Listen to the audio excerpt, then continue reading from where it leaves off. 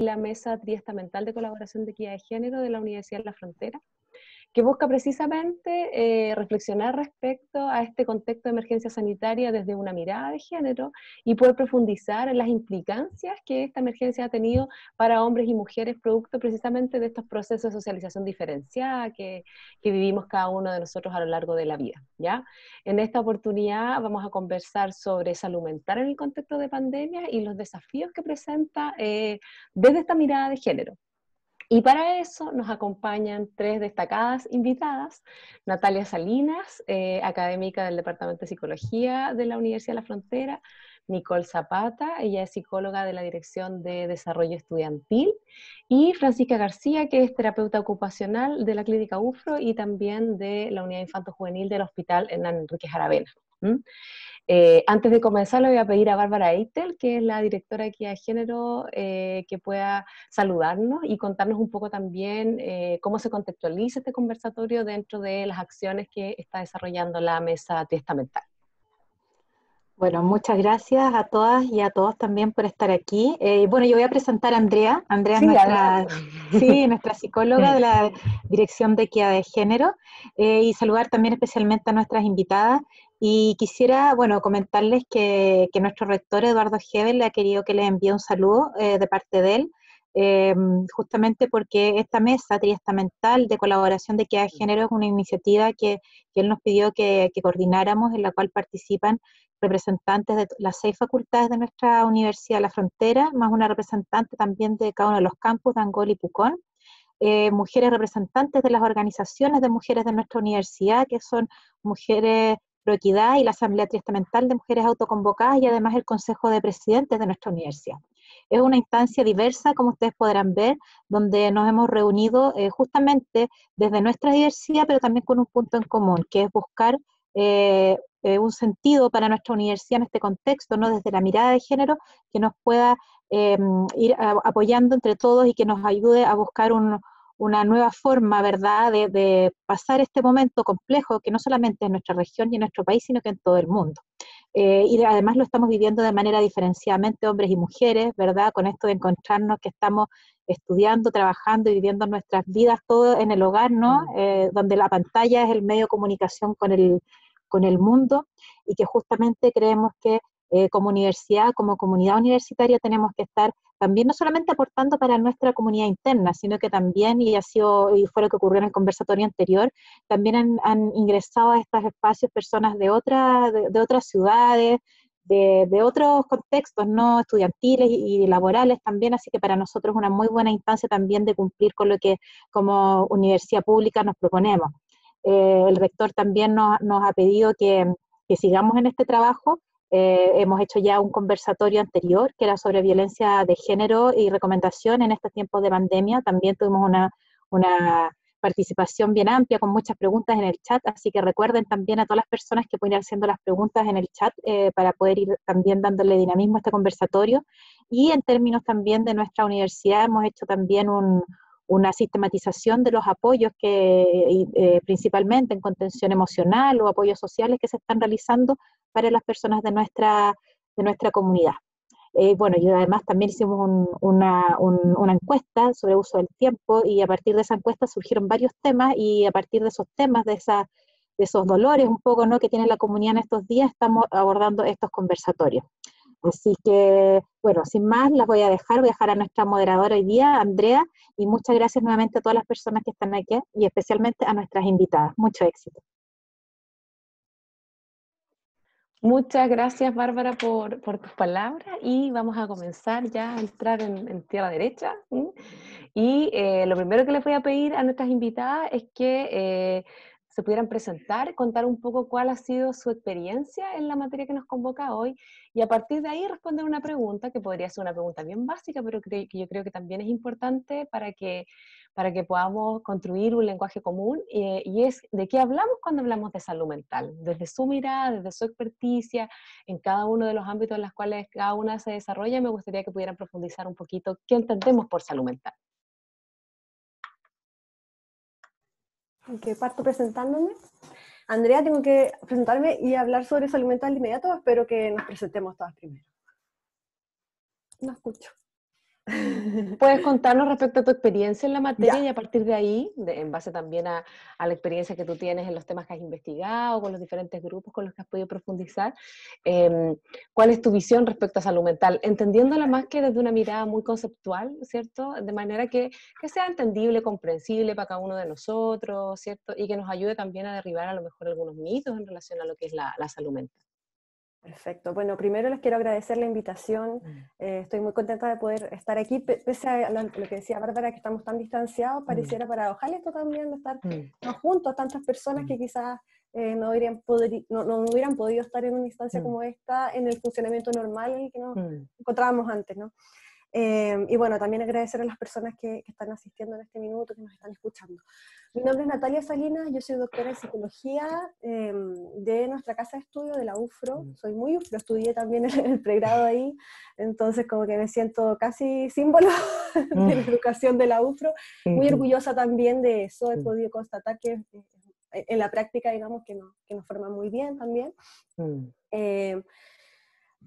Mi experiencia en términos de investigación, partí estudiando adherencia a la psicoterapia, me encontré en el camino con que terminé estudiando solo mujeres, porque bueno, las mujeres somos las que nos diagnostican más con trastornos de salud mental y las que adherimos más a los tratamientos también.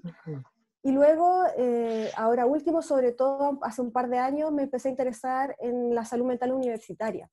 Más allá de la prevalencia de salud mental, de trastornos, en los procesos de búsqueda de ayuda psicológica. Ese es como el tema que a mí más me interesa. Y particularmente las variables culturales que inciden en ese proceso, porque los psicólogos tendemos generalmente a pensar que la mayoría de las cosas se determinan por variables psicológicas, pero la verdad es que hay mucho más que eso, y ahí es donde a mí me interesa mirar. Y respecto de la salud mental, bueno, en general cuando hablamos de salud mental tendemos a pensar en trastornos de salud mental, a psicopatologizar la definición. Y o bien pensamos que cuando tenemos algún trastorno no tenemos salud mental, ¿cierto? Que es como la mirada idealista, como pensar de que es un estado completo de bienestar, como decía antiguamente la OMS, en términos de salud mental, pero la verdad es que apunta a muchas más esferas que esas, tiene que ver con estado de bienestar, si bien es cierto, en distintas esferas, pero también con la capacidad que tenemos de adaptarnos y sobreponernos a las dificultades. Y en eso quizás no me voy a extender mucho porque me imagino que las otras invitadas igual van a dar su punto de vista respecto de la salud mental, pero creo que hoy día también va a ser relevante que podamos discutir eso. Estamos pasando por un momento complejo, sabemos que este momento de pandemia tiene consecuencias a nivel de salud mental, los psicólogos lo sabemos hace mucho, esto es un tema que está apareciendo hoy día, pero en realidad podríamos haberlo discutido al inicio porque la situación de confinamiento también tiene consecuencias, pero a pesar de lo negativo que podemos mirar, como que esto no tiene un buen pronóstico, me gustaría que también nos acordáramos de que la salud mental tiene que ver con nuestros recursos y nuestra capacidad de sobreponernos, y frente a estas dificultades es posible que podamos apelar a eso. También poner el acento ahí. Eso. Gracias, Natalia. De nada. Nicole, ¿está por ahí Nicole? Por aquí estoy. Bueno, primero saludar a todas, todos y todes. Muchas gracias por la invitación, estoy súper contenta de poder participar. Como decía Natalia, pareciera ser que ahora incluso puede ser más fácil que personas de diferentes partes estemos reunidos. Así que un saludo para todos y agradezco su presencia. Bueno, yo formada en Concepción, ¿sí? No en la UFRO, y es de allí donde comenzó mi experiencia como psicóloga y psicoterapeuta ya hace 10 años, trabajando 4 años en el servicio público en salud primaria, como en un inicio encargada del subprograma de violencia intrafamiliar. Entonces desde el inicio, ya con experiencia en compartir en contextos en donde el género, ¿cierto?, se veía con factores de riesgo, ¿sí?, visibles dentro de la sociedad. Luego pasé ya en el 2015 a trabajar en la red de Sename, ¿sí?, en distintos programas colaborativos de la red, vinculados a la erradicación y reparación de vulneración grave de derechos en la infancia y en la adolescencia, en el trabajo directo con usuarios y con sus familias. Y paralelamente haciendo algunas clases en la Universidad de Concepción cuando estaba allá, y fue ahí donde me nace esta inquietud como de trabajar con estudiantes universitarios, ¿sí? En donde creo que es fundamental el trabajo con profesionales en formación, en donde si bien lo académico te entrega lo que se necesita, ¿cierto? Las bases, hay otras habilidades blandas, ¿cierto? Como nosotros la conocemos, y personales que no están dentro del currículum, ¿sí? Entonces ahí me empezó como a interesar mucho más el trabajo universitario, y es así como me vengo a Temuco, y desde el año pasado estoy en el cargo de psicóloga con perspectiva de género, que me gusta decirlo así, a pesar de que todos los colegas deberían tener perspectiva de género, pero me gusta decirlo porque fue un cargo solicitado en la toma feminista de la UFRO en el 2018, entonces me siento muy agradecida de ocupar ese puesto. Y desde ahí me gustaría hablar un poco como que hablamos de salud mental, así como decía Natalia, de que de este lado, ¿cierto?, del mundo, tendemos a dividir lo que es salud mental de la salud física. Sí, hace poco tuve la suerte de escuchar a una Lamien que hablaba de la cosmovisión mapuche, en donde esto también va unido, ¿sí? Pareciera ser que en algún momento nos perdimos y empezamos a dividir el sentirnos bien emocionalmente o sentirnos bien corporalmente, ¿ya? Entonces yo creo que algo fundamental es tener siempre presente que somos un todo, ¿ya? Y desde que eso ya lo tenemos en consideración, podemos no dejar de lado las señales que nos va dando nuestro cuerpo, por ejemplo, sobre todo en este tiempo de cuarentena, a veces obligatoria, a veces no tanto, ya, o de pandemia, donde empiezan a haber algunas señales como somatizaciones, ¿cierto? Colon irritable, gastritis, dolores de cabeza, o a veces un dolor de garganta, ya, que uno dice, oh, parece que me voy a resfriar, y en realidad hay algo ahí que quedó que no dije, ¿sí? Entonces, ir tomando esas señales es súper importante. Y es fundamental, ¿cierto?, en estos tiempos en donde nuestro entorno, nuestra cotidianidad, lo que estábamos acostumbrados, ¿cierto?, cambiaron mucho. Entonces, tomar en cuenta, yo creo que el mensaje es aquí como tomar en cuenta la emoción y qué es lo que nos quiere decir. De repente le tenemos miedo a algunas emociones, donde nos han bombardeado algunas veces de emociones buenas y emociones malas, positivas, negativas, esta inteligencia emocional, ¿cierto? Que parece que si no eres inteligente emocionalmente, tu salud mental no está bien. Pero en el fondo nosotros sabemos. Yo siempre le digo a mis estudiantes que nuestro cuerpo es sabio y sabe lo que necesita. Entonces, si lo escuchamos, no va a necesitar insistir, ¿sí? Entonces yo pongo de ejemplo a una emoción que es bien amiga mía, que es la pena, y yo digo que la pena es como una diva, ¿sí? Porque cuando no la tomamos en cuenta, ella insiste, insiste, insiste, y de repente aparece en el contexto menos esperado, ¿cierto? Así como, no sé, estamos en una reunión familiar, viendo una película, y aparece la pena, y es como, hoy no sé por qué me está pasando esto. Yo le digo, bueno, porque no se tomó en cuenta cuando recién empezó a decir estoy aquí, tengo algo que decir, ¿sí? Entonces puede que eso ahora se acreciente un poco porque tenemos más tiempo para estar con uno misma, tenemos más tiempo de reflexión, ¿cierto? Menos distracciones, y eso puede crecer.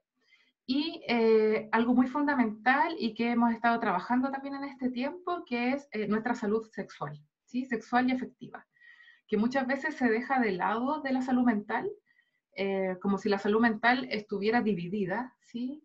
Aparte de nuestro cuerpo, además de nuestra salud sexual. Y como ya dije en un principio, somos un todo, y todo lo que hacemos, nuestras acciones, deporte, actividades, relaciones, lo que estudiamos, va a ser un complemento para que nuestra salud mental se mantenga equilibrada. Gracias, muchas gracias Nicole por contarnos tu experiencia y profundizar un poco no solo en la salud mental, sino que también en estos otros elementos que forman parte de ella. Francisca, queremos escucharte también a ti. Ahora ya es mi turno. Bueno, igual muchas gracias por la invitación. También un saludo a todas las personas que nos acompañan. Mi nombre es Francisca, que ya ahí Andrea me presentaba un poquito antes. Yo estudié terapia ocupacional, trabajo como terapeuta ocupacional ya hace varios años, en espacios, digamos, relacionados con la salud mental, que ha sido, creo que, bastante enriquecedor, porque también he tenido como la experiencia de conocer distintas realidades, distintas familias, y desde ahí también ir, o sea, también en las formaciones académicas que uno hace, poder ir dándole sentido también a todo ese conocimiento, ¿ya? Y respecto a la pregunta, que me gustaría como entrar de lleno de este tema de la salud mental, me hace mucho sentido lo que plantea Nicole, ya que creo que esa dicotomía que existe entre la salud mental, salud física y no sé qué otras cosas, es o sea, lo entiendo, ¿cierto?, como para poder ir comprendiendo ciertas cosas, pero a la hora de hablar de salud es súper importante también poder tener esta visión integral, y no solamente desde el punto de vista del sujeto, porque cuando hablamos de salud también hablamos de calidad de vida y bienestar.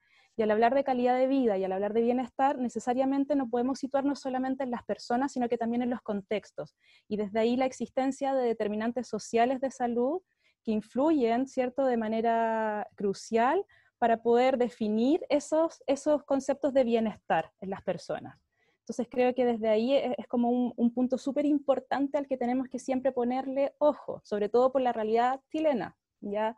Y cómo esos determinantes sociales en nuestro país pueden ser cuestionados, ¿cierto? Sobre todo yo creo que en este momento histórico que estamos viviendo. Eso a grandes rasgos, para que lo vayamos conversando. Gracias, Francisca. ¿Algo profundizaron las tres en relación a cómo entendemos la salud mental y en cómo se está viviendo un poco en el contexto actual, el contexto de la emergencia sanitaria, de la pandemia? Me gustaría que pudieran igual profundizar un poco en eso, en cómo han visto ustedes de los diferentes espacios en los cuales cada una se desenvuelve. ¿Cómo han visto ustedes estas problemáticas de salud mental en este contexto de la emergencia sanitaria? ¿Qué elementos ven ustedes ahí que sería importante destacar, reconocer y que están muy asociados a lo que mencionaba Francisca recién, por ejemplo, a esto de los determinantes sociales de la salud?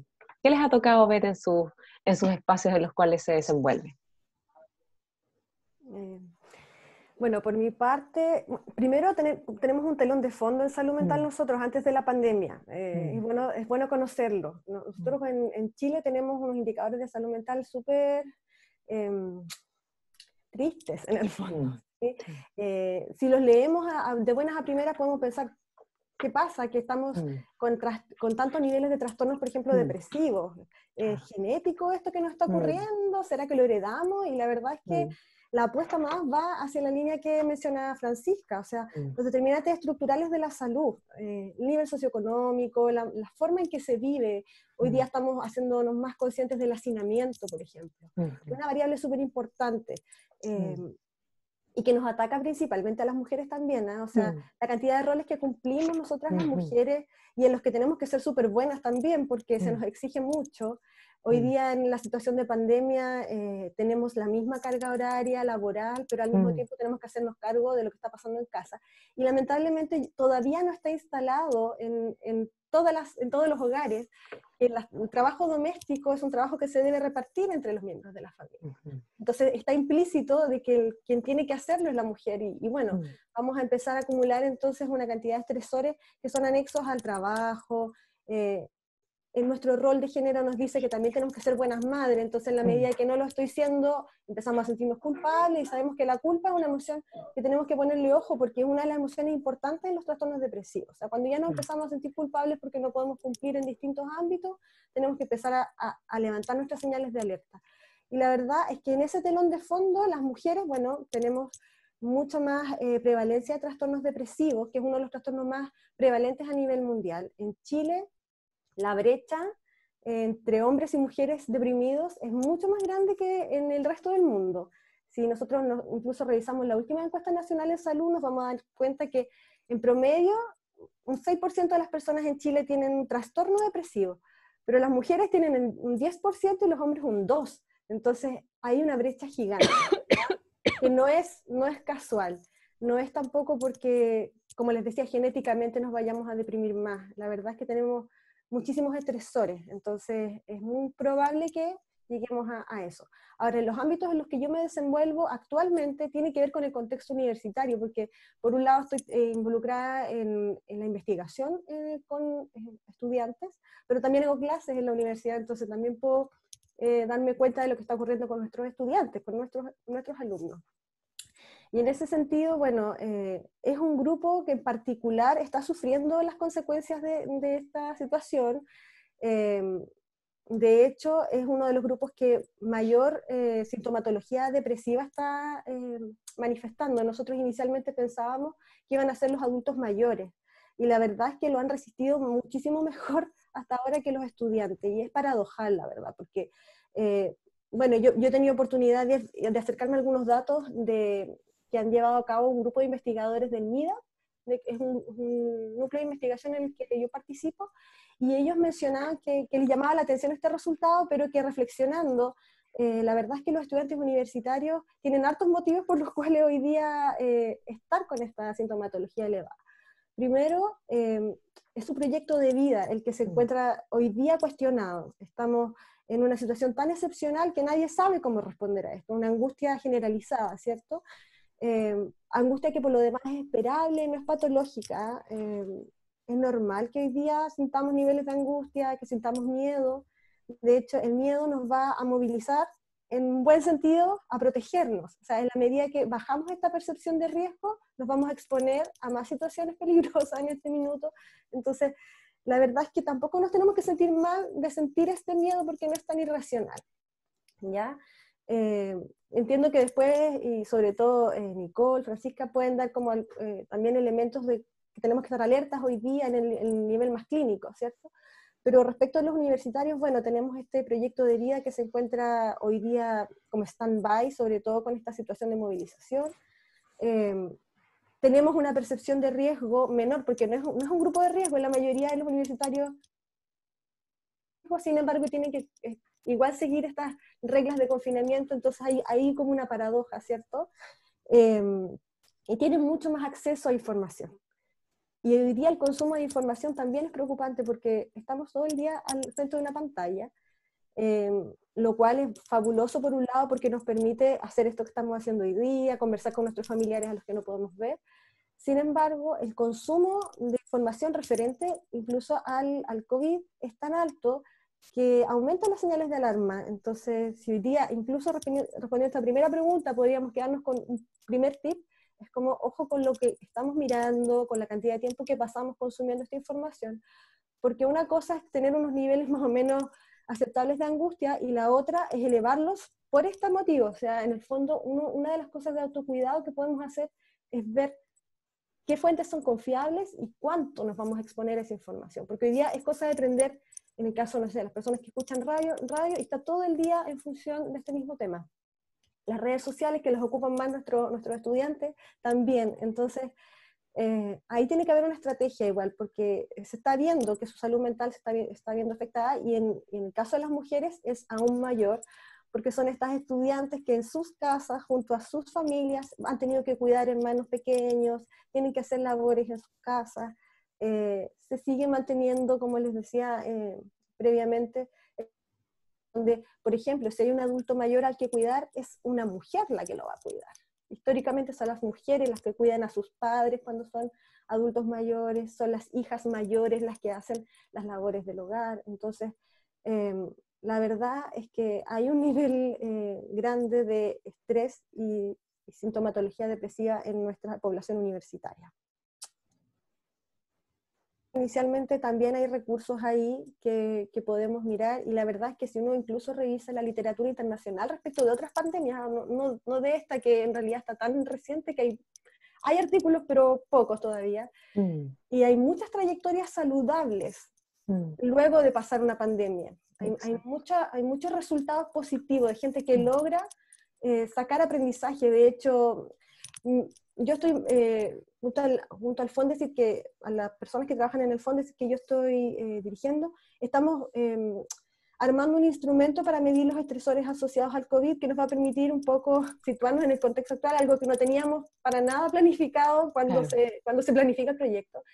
Y eso nos queda dando vuelta, o sea, estábamos preguntando mucho por estresores, pero hay mucha experiencia también positiva de estar viviendo en este nivel de confinamiento. O sea, mucha gente relata también de que hay muchas actividades que no habían hecho hace tanto tiempo por no poder tener este tiempo de estar en casa, el compartir con otros de manera permanente. Claro, tiene sus estresores, pero también hay una oportunidad.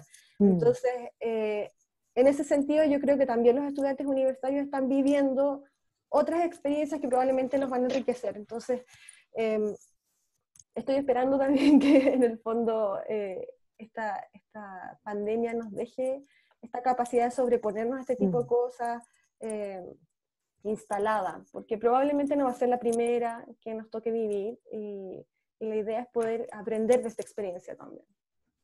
Claro, aprender en relación a cómo nos vamos sobreponiendo a la adversidad, ¿cierto? Y en el caso de Nicole, que ella trabaja de manera directa con los estudiantes y las estudiantes de la universidad, en el caso de Nicole, ¿cómo lo has visto tú, Nicole? Sí, como decía Natalia, yo creo que actualmente en general las y los estudiantes, si bien no tienen motivos de consulta muy relacionados directamente con el COVID, que en un principio pensamos que pudo haber sido así, sí los sentimientos, emociones y otras áreas de la salud mental que antiguamente ya estaban presentes, pareciera ser que en este contexto se han visto de manera más profunda, se han sentido más profundas. Entonces, frente a la posibilidad de acceder a un acompañamiento, en el caso nuestro, a un acompañamiento psicológico, han podido optar a esta posibilidad. ¿Sí? Yo creo que también que se encuentre esta opción de tener un lugar al cual recurrir también crea esta un poco necesidad de decir, bueno, esto yo lo quería trabajar hace un tiempo, entonces ahora que puedo hacerlo, me hago cargo de esto, ¿sí? Eso por un lado. Y lo otro que quería comentar desde mi cargo, considerando el tema de las variables, ¿cierto? Como decían las chicas, es ampliar un poco el tema de género, ¿sí? De género hombre-mujer. Vamos también a integrar ahí a personas no binarias, ¿cierto? Y personas pertenecientes a la comunidad LGBTIQA+, ¿ya? Sobre todo porque acaba de terminar el mes del orgullo. Y porque en una situación de normalidad, ¿cierto? Pre-pandemia, ya este grupo de personas se ven expuestas a situaciones que perjudican directamente su salud mental, ¿ya? Principalmente los actos de discriminación por parte de su entorno inmediato, como la familia, compañeros de universidad, etcétera, no sé, caminar en la calle, la sociedad en general. Y es así como en la historia nosotros podemos ver actos de discriminación que están cargados de violencia y en algunos casos de extrema violencia, ¿cierto? En donde hay algunos que llegan a provocar la muerte de muchos solo por pertenecer a la comunidad, ¿cierto? Por su orientación sexual, por su identidad de género, por su expresión de género, ¿sí? Entre otros. Y bueno, y es que la homofobia es algo que se mantiene latente en nuestra sociedad. Me gustaría compartir un dato del informe anual de derechos humanos de la diversidad sexual y de género elaborado por el Móvil el año pasado, ¿sí? En donde se habla que el año 2019 fue el año más violento para personas lesbianas, gays, bisexuales, transexuales e intersexuales, ya registrándose la cifra más alta de denuncias por discriminación respecto a la orientación sexual. Entonces, si tenemos eso como base y le sumamos este contexto de pandemia, cuarentena, ya y los conflictos que se ven, los conflictos familiares que se ven vinculados con la homofobia, en algunos casos se han acrecentado ya día a día, como violencia psicológica, violencia económica, violencia física en algunos casos. Que yo he podido acompañar algunos de esos procesos, también se ha visto que personas que antes se encontraban en la duda de pertenecer a la comunidad, ahora se lo han cuestionado, es como, parece que mi tendencia, no sé, parece que soy trans, como que se han presentado estas dudas desde el género, desde la identificación. Se replantean los lazos familiares, el apoyo también, ¿sí? Y en ese caso, la recomendación para todos es fortalecer la red de apoyo, ¿sí? Para que el proceso que todos estamos llevando sea más amable, ¿sí? Si esta red de apoyo no existe, porque es probable, sobre todo si estamos encerrados, ¿cierto?, en la casa, lo importante es buscar este apoyo en lugares adecuados, ¿ya? Existen agrupaciones, fundaciones, profesionales que estamos dedicados especialmente para brindar apoyo a la comunidad, ¿cierto? Y entre ellos encontramos a Todo Mejora, que dan apoyo a niñas, adolescentes y jóvenes hasta los 30 años de la comunidad LGBTIQ+, que tienen un equipo de psicólogas voluntarios a los cuales uno puede acceder a través de WhatsApp, de número de teléfono, entonces como bien expedito ahí. También está Diverses Chile, que es Diverses con X en la E, que lo pueden encontrar en Instagram, ahí van a ir dejando los datos en el chat. Que ellos vienen de la mano con Amnistía Internacional, ¿sí? Son un movimiento contra la discriminación de LGBTIQA+, y las disidencias, con un trabajo súper potente en esto, de formación de profesionales, además con perspectiva de género diverso, con visibilizar lo que vive habitualmente la comunidad, con envíos con profesionales, con cursos abiertos gratis, y dentro de todo eso, hace muy poquitos días, creo que ayer o antes de ayer, se lanzó un botiquín emocional, ¿ya? Que ustedes pueden meterse al Instagram y se les envía directo al correo de manera gratuita, que es un manual, ¿ya? De primeros auxilios psicológicos enfocados en personas de la diversidad y disidencia. ¿Qué se pueden encontrar en ese manual? Cómo ser un puente para ayudar, ¿sí? Cómo yo puedo ayudar a alguien que esté pasando por un motivo complejo, en donde también está la evaluación de riesgo con el tipo de ayuda sugerida, aspectos y situaciones de una crisis emocional, por ejemplo, como ansiedad, depresión, suicidio, relaciones familiares, relaciones sociales, sexualidad y afectividad, relaciones en equipos de trabajo, y todo esto en contexto de emergencia sanitaria, autocuidado. Entonces un manual súper completo al que cualquiera de nosotros puede acceder, y además es importante porque ahí te muestra cómo, y te va diciendo, en este momento si tú te sientes de tal manera, es importante que consultes con un profesional, ¿sí? Entonces tiene un lenguaje bien cotidiano y no necesariamente uno tiene que ser un profesional de la salud mental para entenderlo. Así que ahí les van a dejar hartos datos en el chat, Carolina, para que puedan acceder si es que les interesa. Igual hay grupos de ayuda monetaria también, porque sabemos que la discriminación y esta pandemia ha llevado a que muchas personas de la comunidad queden sin trabajo. Entonces, todos esos datos van a aparecer ahí. Gracias, Nicole. Ya, creo que me toca, ¿no? Sí, hemos seguido un orden. Hemos seguido un orden ahí perfecto. No estaba preparado nada de esto. Sí, bueno, yo agradezco mucho, Nicole, que también puedas mencionar este tema de disidencias. Me parece súper importante porque también ahí hay que entender el género como un constructo social, ¿cierto? Y que ahí también no podemos estar como asociándolo necesariamente al sexo. Y quizás volviendo un poco a la pregunta, Andrea, que era como, tenía que ver con ver este tema de la salud mental en perspectiva, ¿no? Como... Sí, y principalmente los espacios en los que tú te desenvuelves, porque por ejemplo tú cumples funciones en la clínica psicológica, pero también trabajas en una unidad infanto-juvenil, ¿te fijas tú? Entonces un poco en estos espacios en los que te desenvuelves actualmente, ¿cómo visualizas estas problemáticas de salud mental en el contexto de pandemia? Ya, es que ahí yo creo que es súper importante hacer como un stop y decir, en realidad realidad las problemáticas de salud mental en Chile vienen de antes de la pandemia. No es que llegó la pandemia y empezaron los problemas de salud mental. Entonces yo creo que nosotras, las personas, tenemos que ser súper conscientes de la calidad en salud mental en Chile hace muchos años, ¿cierto? Y precisamente por lo que veníamos ya conceptualizando de antes, que tiene que ver con determinantes sociales de salud, sobre todo, que marcan desigualdad importante y que no permiten el acceso de todas las personas y poder optar, ¿cierto?, a participar, ¿cierto?, como ciudadanos, ¿cierto?, ciudadanas, y poder ir en el fondo en esa participación, ir haciendo uso o buscando calidad de vida, bienestar, ¿ya?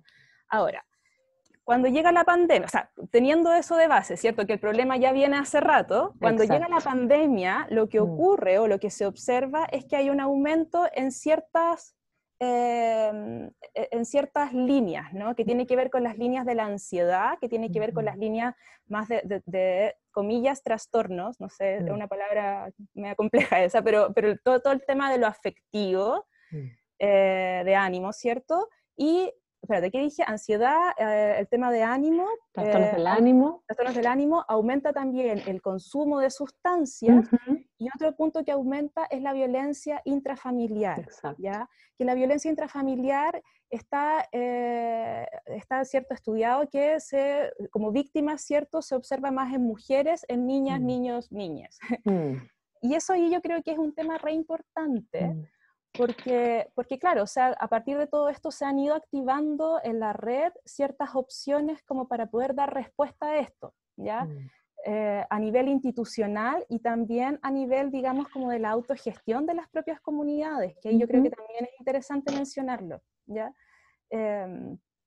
Y bueno, en estas tres líneas yo creo que es importante, o me gustaría entrar como en materia de la violencia intrafamiliar, sobre todo porque en Chile existen estudios que muestran que una mujer en poder realizar una denuncia puede demorarse hasta 7 años, ¿ya? Y entonces uno podría cuestionar, bueno, ¿por qué hay tanta demora en hacer denuncia? Y también porque muchas veces hay toda una construcción de un aparato institucional muy patriarcal, que cuestiona también, ¿cierto?, el discurso o la narrativa de estas mujeres, y que en el fondo también desde ahí muchas veces puede ocurrir un ánimo de no querer iniciar, ¿cierto?, ese tipo de burocracia, tal vez, voy a ocupar esa palabra, para poder ir generando una respuesta, digamos, que sea adecuada para la persona. Entonces creo que, bueno, ese es un primer punto, ¿ya? Y que creo que es como importante mencionar. Ahora, en todas las líneas que tienen que ver con la ansiedad y estos temas de ánimo que conversamos, la verdad es que eso ya también desde antes se ve más asociado a mujeres, ¿ya? La tendencia es que, bueno, y ahí quizás mencionar también que las mujeres, si bien vivimos más tiempo, también hay más índices, más incidencia en enfermarse, y las mujeres también tienen más índices de discapacidad, ¿ya? Entonces, en esto también yo creo que hay que ir como generando, ¿cierto?, observar estas particularidades para ir cuestionándonos por qué está ocurriendo esta situación, ¿cierto? Entonces yo sigo vinculándolo a este tema de determinantes sociales de salud. Las mujeres se enferman más, las mujeres tienen más tendencia, ¿cierto?, a generar tipos de discapacidad. Las mujeres también, en general, son un grupo que tiende a ser más pobre. Sí, por supuesto, claro. Entonces, en el fondo son un montón de variables que empiezan a dar sentido, ¿no? Porque esa persona tiene más de una de estas variables que en el fondo va generando su situación de salud y que vea impactado también desde ahí su calidad de vida y su bienestar. Creo que eso como primer punto respecto a la pregunta. Sí, es un elemento importante el que señala Nicole, porque claro, finalmente llegamos a los determinantes sociales. Te fijas, como decías tú, las mujeres en general tienen un nivel socioeconómico menor que el de los hombres porque también trabajan en ocupaciones que son ocupaciones peor remuneradas, ¿cierto? Donde finalmente muchas veces también lo que se hace es que se replica el rol de cuidado de otros. Pensemos también incluso lo que está pasando actualmente en el ámbito de la salud, todas las mujeres que trabajan en salud y que además de los temas de salud mental, igual están en este momento también mucho más expuestas al COVID, precisamente por los espacios laborales en los cuales se desempeñan.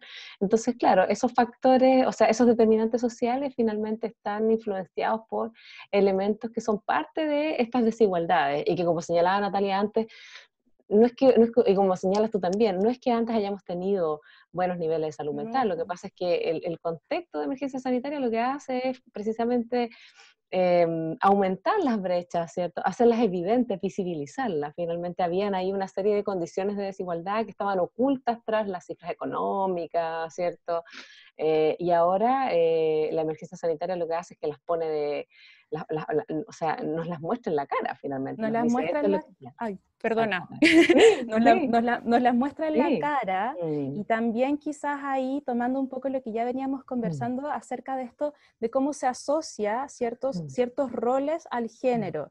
Y en esto que ya comentaban, ¿cierto?, la Natalia o Nicole antes, de cómo muchas veces a las mujeres se les atribuye el rol de cuidadoras, ¿ya? Exacto. Esto quizás puede ser súper anecdótico, pero a mí quizás como en mi trabajo me pasa mucho, ahora ya como, digamos, como esta forma más remota, ¿no? Hacer atenciones ya sea por llamado telefónico o por videollamada, cuando uno se contacta con las familias, muchas veces te puede contestar, no sé, el papá, el abuelo, y uno empieza a indagar, ¿cierto? Bueno, yo trabajo con población principalmente infantil, ¿no? Entonces vamos a preguntar cómo está la familia, cómo está esa niña, ese niño con el que estamos trabajando, y en general a mí me pasa mucho que la respuesta es como, a ver, espérame un poquito, aquí viene la abuela, aquí viene la mamá, le paso con ella porque ella es la que sabe. Claro. Ella es la que finalmente está a cargo de este proceso de Sí. cuidado, claro, y de crianza. Exactamente, sí. Pero el punto es que en realidad ese rol también viene desde antes de la pandemia, ¿ya? Pero ahora quizás también tenemos en estas formas que yo creo que cada vez también se van transformando más, de una forma más, o se van haciendo en realidad de una forma más evidente, también ahí yo creo que tenemos un rol, ¿cierto? Como personas que estamos trabajando con estas familias, de ir mostrando o de ir haciendo hey, ¿qué pasa, no? O sea, creo que si bien cada familia puede tener un estilo o una forma de ir organizándose, también es importante en estas miradas de género ir quizás introduciendo de a poco o al menos generando la pregunta para que las mismas familias vayan cuestionando cómo están distribuyendo, por ejemplo, roles en toda esta situación. Porque en el fondo, ¿por qué las mujeres pueden ser más foco de estrés en esta pandemia? Es porque la vivencia o la situación es la misma, ¿cierto? Pero como hay una atribución de rol por un tema de género, hay un aumento de estresores que recae en la mujer, ¿cierto? Y desde ahí que también la deja más vulnerable a su salud, bueno, hablemos de salud mental en este momento, pero salud, digamos, como en su integridad del concepto. Claro, aparecen nuevamente estas construcciones sociales, culturales asociadas a nuestros roles y como comentaba Bárbara ahí en el chat, el cómo también estos roles que desempeñamos las mujeres reciben escasa valoración. Por eso es que también esas distinciones se transforman en desigualdad, porque a la larga la valoración que se hace socialmente de los roles de cuidado de otros no es la misma valoración que se hace respecto a lo que son los roles productivos. Entonces, como dicen ustedes, van apareciendo estos temas, ¿cierto? Y obviamente esto va afectando en cómo emergen estas problemáticas de salud mental, cómo se ven intensificadas en este proceso, ¿cierto? Y ahí me gustaría preguntarle un poco a Natalia también, que pudiera profundizar, porque como yo sé que su campo de expertise es el trabajo también con estudiantes universitarios, en contextos habituales, ¿cuáles son los problemas de salud mental que afectan más habitualmente a estudiantes universitarios y qué distinciones crees tú que aparecen cuando nos referimos a hombres y mujeres? Algo igual hemos conversado, ¿cierto? Pero un poco desde la evidencia, dado que tú investigas en esa área. Sí, la verdad es que en la población universitaria se replica lo que vemos a nivel nacional e internacional, o sea, no es distinto a lo que ya habíamos conversado. En general, las mujeres presentan más sintomatología. en términos de trastornos de salud mental, el grupo universitario es como el segundo más preocupante en esta encuesta que yo les mencionaba de salud que se hizo en 2016-2017. No estamos en ese minuto en contexto de pandemia. Era un 6% más o menos, 6,2%, en este rango etario entre los 18 y 24 años de trastornos de salud mental. ¿Ya? Obviamente, en ese momento, yo les mencionaba que en estos momentos de pandemia parece que por lo menos la sintomatología, porque vamos a hacer una distinción entre trastorno y sintomatología, la verdad es que todos podemos presentar sintomatología hoy día, ansiosa, depresiva, ¿cierto? Lo que no necesariamente constituye que tengamos un trastorno depresivo, y eso igual es importante que las personas lo sepan. Pueden experimentar culpa, angustia, pero tienen que cumplirse ciertos requisitos para que eso se transforme en un trastorno depresivo, e idealmente cuando ya estoy empezando a sentir estas cosas, ¿cierto? Que me pasan, como decía Nicole, en el cuerpo, cognitivamente, o sea, en general se manifiesta, es bueno que yo consulte a tiempo, porque si yo no lo hago, probablemente esto va a transitar a un trastorno que va a ser más complejo en su abordaje, ¿ya? A mí me interesa este tema particular porque entre que la persona empieza a sentirse mal hasta que llega a consultar pasan muchas cosas, y hay muchas variables que influyen en el proceso. Hoy día favorablemente esta forma de comunicación, porque yo creo, porque en realidad tampoco hay tanta evidencia, baja un poco las defensas que podemos tener frente al cuidado de otros, frente al tratamiento. Más allá de eso, sabemos que esta situación es incontrolable, que nos va a generar cosas. Probablemente eso también nos genere una apertura mayor a consultar, porque sabemos que mucha gente se está sintiendo así, ¿ya? Entonces, el mensaje es como, bueno, consultemos cuando está ocurriendo. Y en términos de sintomatología solamente, en general en Chile los universitarios presentan altos niveles de sintomatología ansiosa y depresiva, en 40% en general, es como la cifra. Nosotros en el Fondesit del año pasado tomamos datos en la UFRO y más o menos esa era la cifra, 40% sintomatología depresiva y ansiosa, y de sintomatología por estrés era un 50%, era mayor, y comparando con datos de, por ejemplo, la Encuesta Nacional de Salud Universitaria, que es así, tiene un muestreo más representativo, no solamente en la UFRO, eran muy similares los porcentajes. Insisto, en síntomas, por lo tanto puede ser que hay momentos en el año que también los estudiantes presentan un pic, por ejemplo, de estrés, cuando se acercan las evaluaciones, se genera todo ese andamiaje como para favorecer la aparición de estos síntomas, y también considerando que hay ciertas dificultades que también están documentadas en universitarios para poder manejar la carga académica, ¿ya? O sea, está por un lado que efectivamente hay alta carga, pero pareciera ser que eso ha sido transversal en el tiempo, o sea, la carga académica, yo creo que cualquiera de nosotros que recuerde sus años universitarios probablemente lo va a recordar como con mucha carga académica. Y la verdad es que los síntomas que se presentan, los síntomas de salud mental, están correlacionados también con esta dificultad en el manejo de la carga académica. O sea, aquellos que lo manejan bien presentan poca sintomatología. Pero sabemos que los estudiantes se demoran un tiempo no corto en aprender a manejar su carga académica. Entonces hay por lo menos un par de años hasta que logran encontrar la manera en que es más efectivo el aprendizaje, el estudio, las técnicas de estudio. Favorablemente en la UFRO y en varias universidades existen unidades de apoyo. No sé si las toman tanto los chicos, a lo mejor al principio creen que no lo necesitan, pero la verdad es que son bastante útiles porque a nadie le enseñan a entrar a este sistema. Hay algunos chicos que vienen de entornos no tan competitivos en educación, porque hoy día la educación es mucho más abierta que antes, hay distintos programas en los que los chicos que a lo mejor no recibieron la mejor educación, pero que fueron súper destacados en sus respectivos sistemas educacionales, entraron a la universidad. El problema es qué pasa con esas personas, que entran con súper buenos rendimientos previos, pero que se enfrentan a una realidad súper competitiva y súper distinta, en donde generalmente hay algunos fracasos académicos, y eso también tiene un impacto súper grande en términos emocionales. Hoy día en el contexto de pandemia nos resuena un poco entonces las cosas que están viviendo los estudiantes, porque es un sistema desconocido para ellos y para nosotros también como profesores, en donde no hay lugar en el mundo en donde ellos puedan acceder a una educación cara a cara. O sea, eso yo creo que es algo que debemos asumir, y en este contexto de incertidumbre en el que no tenemos nada bajo control, muy pocas cosas, hablando un poco como de la recomendación, la verdad es que tienen que existir ciertas cosas en las que nosotros nos podamos sentir que sí estamos viviendo dentro de la normalidad, aun cuando no exista esa normalidad.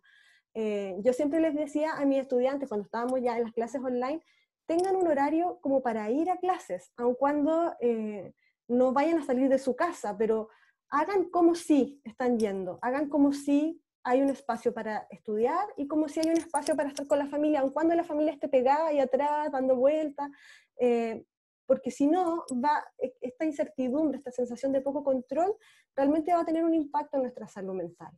Y en ese sentido también me da mucha pena que hoy día no estén acercándose tanto a su cotidianidad universitaria, porque sí hay una sensación de control. Las personas cuando están rindiendo sus ramos, cuando ven que van avanzando, pese a que hay una manera de impartir la docencia que es muy diferente, sí se va avanzando. Y esa sensación de autoeficacia que le llamamos los psicólogos, que es de sentir que sí lo estoy logrando, es muy positiva en este minuto. El no tenerla, el estar como stop con todo y tener una ambigüedad en este minuto, es súper poco recomendable en términos de salud mental. En ese sentido quiero hacer ese llamado, aun cuando no estoy haciendo un llamado que, bueno, hay que volver a las clases y las demandas no son legítimas, al contrario, son legítimas porque visibilizan justamente lo que nosotros estábamos conversando, o sea, las condiciones en las que están estudiando los chicos hoy en día son muy difíciles, ¿sí? Yo creo que el llamado es como que nosotros podamos flexibilizarnos para que sí pueda haber una continuidad en algo tan relevante para el autoconcepto de ellos en este minuto y para su proyecto de vida, ¿sí?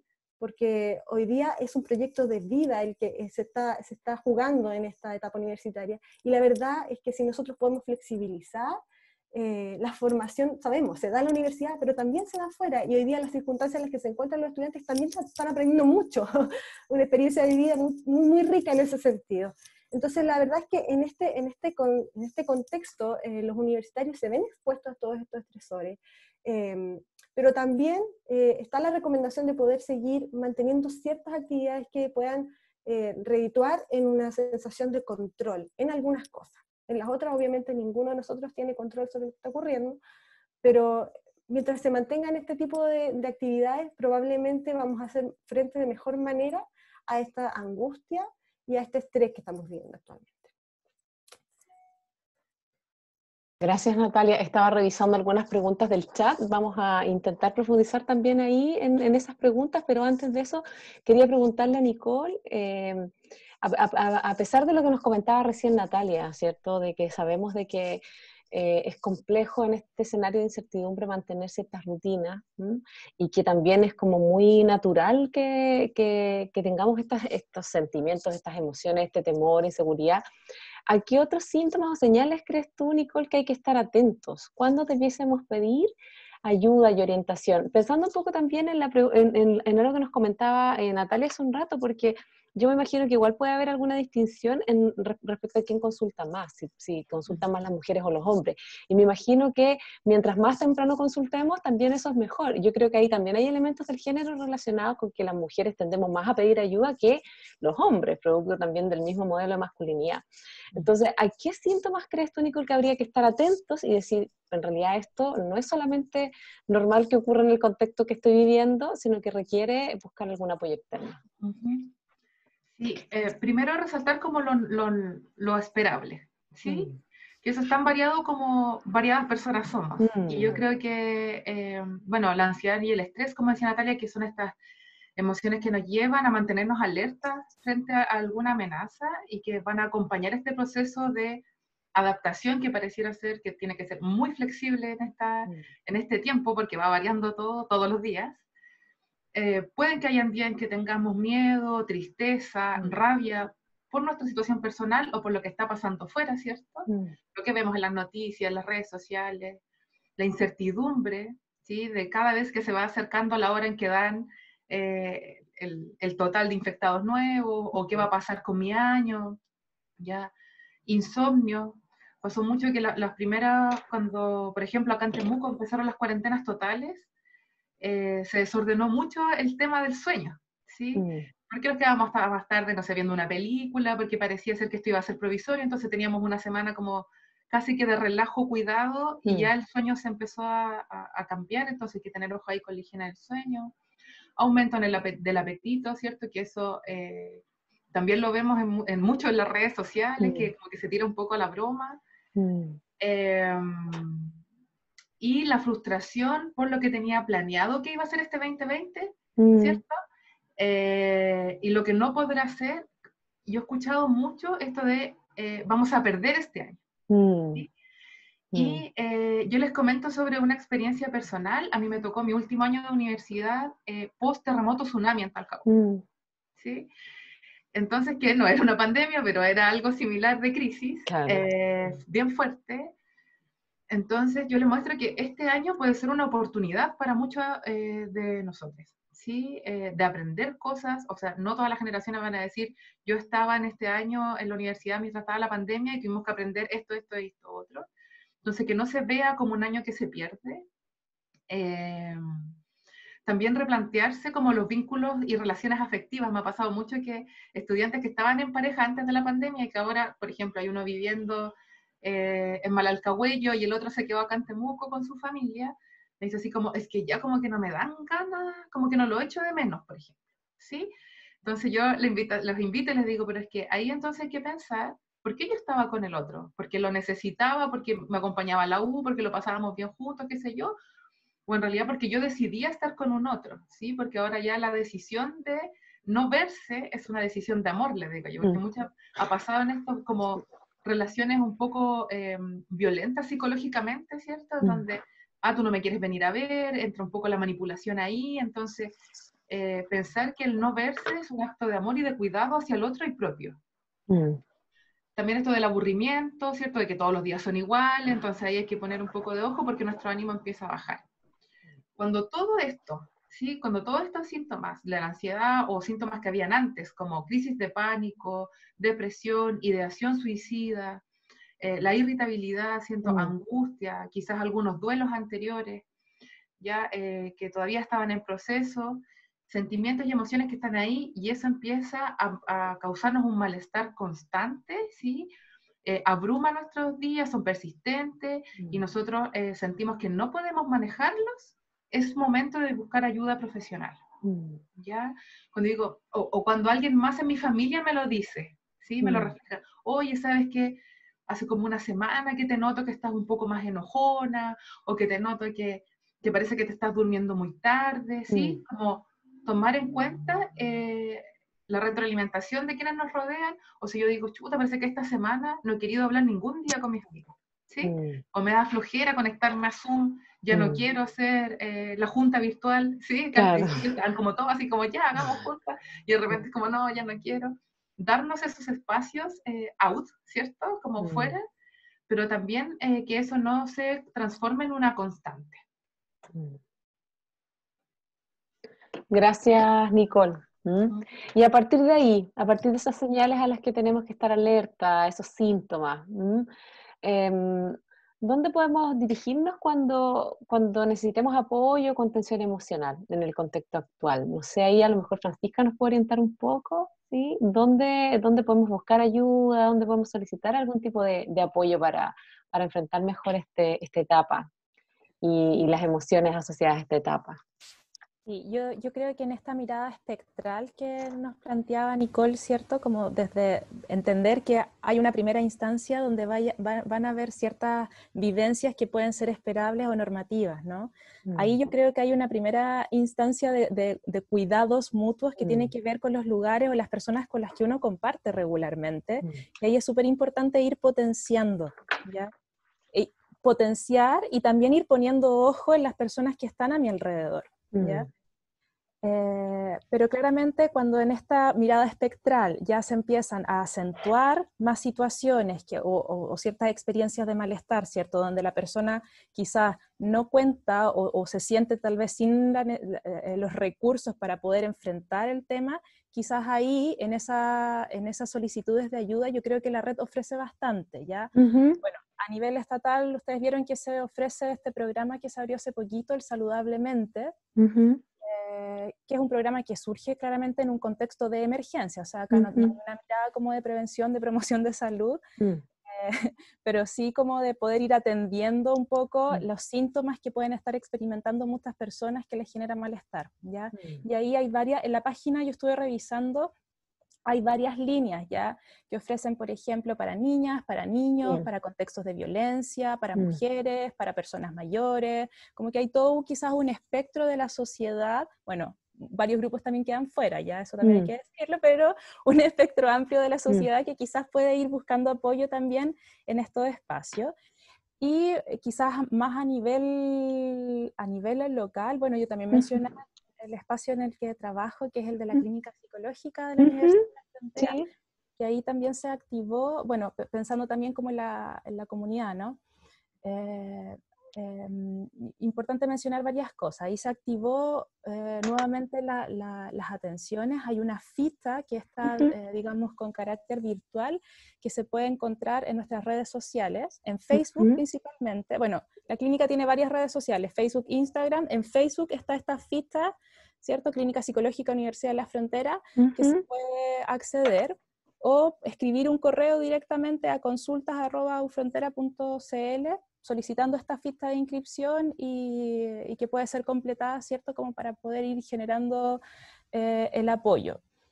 Mencionar tal vez como, yo creo que también esto es importante, considerando como en la comunidad universitaria, la clínica psicológica como gran parte del trabajo también está dado por practicantes, digamos, en procesos de estudiantes.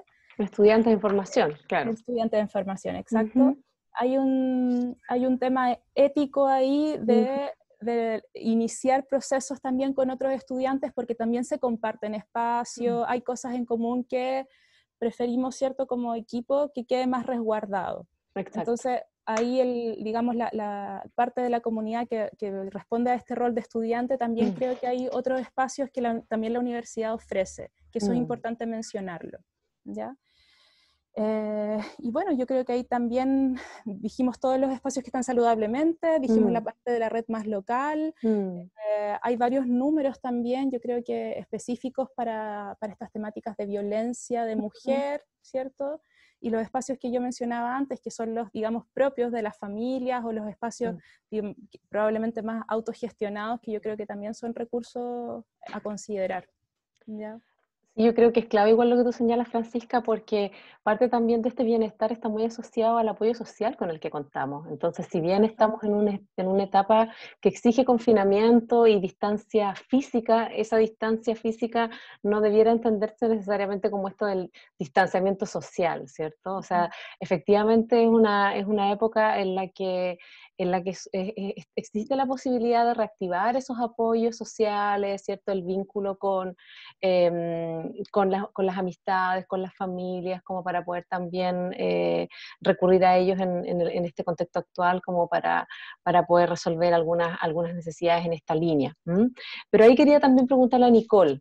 A Nicole desde la universidad. Nicole es la psicóloga de la Dirección de Desarrollo Estudiantil y ahí también hay varios apoyos en la línea de contención emocional. ¿Podrías contarnos un poquito cuáles son y de qué manera se puede acceder a ellos? ¿Cuál es como el procedimiento? Bueno, contarles que primero pueden conocer más de salud estudiantil en nuestro Instagram, ya salud-estudiantil-ufro. Y donde nosotros vamos utilizando esa plataforma para acercar a la comunidad estudiantil material de salud mental y de otros, bueno, nosotros como equipo entendemos la salud mental como todo, ¿sí? Entonces vamos subiendo ahí material de cada una de nuestras áreas. Y específicamente tenemos 2 líneas de acompañamiento, que está el acompañamiento psicológico en pandemia, somos 6 psicólogos y psicólogas que atendemos a través de videollamada, WhatsApp, correo, teléfono, ya va a depender de qué le acomode al estudiante, porque esto está dirigido específicamente a estudiantes activos de la universidad, ¿ya? ¿Qué hace esta línea? Nosotros brindamos apoyo, contención y orientación, ¿cierto?, sobre la necesidad de salud mental. En un principio se dijo que esto no podía ser psicoterapia, ¿cierto?, porque estábamos todos como adaptándonos, además que nuestro equipo tiene una función desde la prevención y la promoción, entonces hemos tratado ahí de ir adaptando, pero existe esta línea de acompañamiento a la cual pueden acceder a través del correo psicólogosdde@ufrontera.cl, en donde mandan su nombre, su número de matrícula, y su número de contacto. Y probablemente si lo mandan antes del día viernes, dentro del mismo día o al día siguiente van a recibir ya una retroalimentación de su solicitud y prontamente comienza el acompañamiento con uno de nosotros. Y por otro lado está una línea de acompañamiento en salud sexual y afectividad con perspectiva de género, de la cual soy parte junto a Mara Ruiz, que es nuestra matrona de salud, ya que también está dirigida a las y les estudiantes, en donde abordamos temas como sexualidad saludable, relaciones afectivas y consentimiento sexual, métodos anticonceptivos, anticoncepción de emergencia, deseo sexual, autoconocimiento. Ya hemos entregado orientaciones a personas gestantes y posparto, diversidad sexual, derechos sexuales y reproductivos, ya todo lo que tenga que ver con esta gama de la salud sexual y la afectividad, que también pueden contactarse con nosotros a un correo que es el s.sexualyafectividad@ufrontera.cl. Nos mandan su pregunta, ¿cierto? Su inquietud, y nosotros le preguntamos cómo quieren que lo contactemos. Nos ha pasado algunas veces que todavía está un poco de vergüenza de mirarnos a la cara y hablar de cosas que tienen que ver con la salud sexual, pero estamos teniendo buena acogida a través de otros medios, así que esa es la invitación a solicitar ayuda, porque existen canales. Además, como equipo de salud mental, nosotros estamos realizando conversatorios, talleres, ya que son más desde lo cotidiano, desde lo amable, ya no para que los chiques no lleguen a una clase, ¿sí? Sino que sea un espacio más de esparcimiento, de contención emocional también. Entonces, esos son como los canales que nosotros ofrecemos hasta ahora para los estudiantes. Gracias, Nicola, y harta información, y vamos a estar compartiendo también estos correos ahí en el chat. Quería revisar acá algunas de las consultas o comentarios que nos han hecho. Me informan acá también que se sumó al conversatorio nuestro rector, así que le damos la bienvenida y le agradecemos por participar de esta instancia. Quiero leer algunas de las preguntas y comentarios que aparecen acá que me parecen bastante interesantes. Ya acá, por ejemplo, una consulta es... hola, buenas tardes, dice acá, una consulta. Y mira, creo que esta pregunta es bien interesante, considerando también el título de nuestro conversatorio, porque nuestro conversatorio nos plantea desafíos desde el género, ¿ya? Y aquí hay una pregunta bien interesante que va en esa línea, de Vitalia Reyes. Dice, hola, buenas tardes, una consulta. ¿Cómo la formación de profesionales podría pensarse en pregrado considerando la salud mental y el género? Dice acá. Lo consulto, pues me toca estar con estudiantes de primero a quinto año, y me ha tocado estar en reuniones de la facultad donde casi no se considera la salud mental de los estudiantes. Entonces, pensando en los desafíos desde el género también, y de cómo precisamente las problemáticas de salud mental están cruzadas por el género, por los factores que conversábamos antes, ¿cierto? Porque las mujeres pedimos más ayuda, consultamos antes, ¿cierto? Se nos enseña también mucho más a liberar nuestras emociones, se nos da espacio precisamente para, si queremos llorar, lloramos, ¿cierto? Versus lo que les ocurre a los hombres, ¿ya? Hay un trabajo importante que hacer ahí en términos de lo que son las masculinidades. Pero ¿qué desafíos creen ustedes que nos ofrece en términos de lo que es la formación de los estudiantes? Le pregunto a Natalia, porque ella está como en ese rol más docente, pero después igual puede sumarse Francisca y Nicole. Bueno, primero, antes que responder directamente a la pregunta, agregar un poco a lo mismo que estabas mencionando, a partir de también una pregunta que hizo otra persona, Tamara Espinosa, en relación a la búsqueda de ayuda masculina.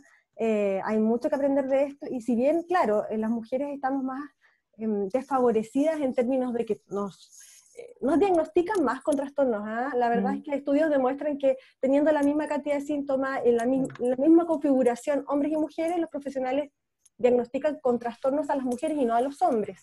Entonces, los hombres también, dentro de su concepción de masculina, no tienen permitido enfermar en la salud mental. Antes no tenían ni siquiera permitido enfermar, ¿ya? O sea, nosotros en nuestros abuelos que morían antes porque no consultaban al médico, o sea, podían sentirse pésimos, pero ellos no iban a ir al médico. Exacto. Entonces, bueno, en salud mental el panorama también es triste para los hombres. Nosotros en términos de evidencia científica tenemos muy poco que decir respecto de los procesos que siguen los hombres para buscar ayuda, porque en general la población que consulta son mujeres. Por lo tanto, toda la evidencia que existe es sobre mujeres, no sabemos si se aplica de la misma manera para los hombres, no sabemos si los procesos que siguen son iguales o no, sabemos que las mujeres tienen, gracias a su socialización, se les exige y se les cría también para gestionar mejor sus emociones, para pedir apoyo, incluso estamos hablando de peticiones de ayuda informal, porque sabemos que en los universitarios, y también esto se replica en la población adulta, la forma de pedir ayuda transita desde lo informal hacia lo formal.